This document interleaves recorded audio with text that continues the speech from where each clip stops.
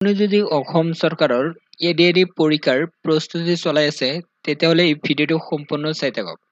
আজিকালি মক টেষ্ট দিবলৈ প্ৰিমিয়াম ল'ব লাগে, কিন্তু এতিয়া আপুনি সেই মক টেষ্ট ফ্ৰীত দিব পাৰিব।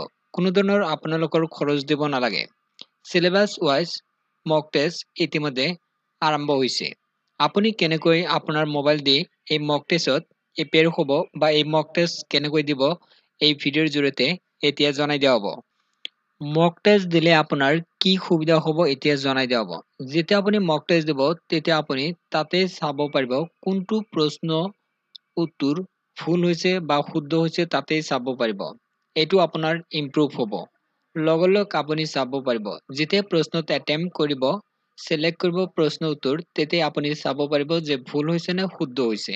এনেকৈ আপুনি ইমপ্ৰুভ কৰিব পাৰিব।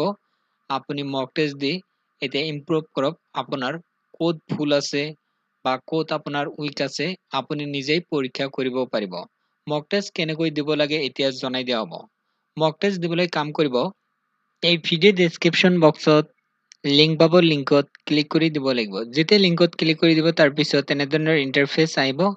ইয়াতে চাওক মক টেষ্ট দিয়া আছে। 100+ মক টেষ্ট আছে। আপুনি 1ৰ পৰা আৰম্ভ কৰিব পাৰিব। বৰ্তমান 105 মক টেষ্ট আছে।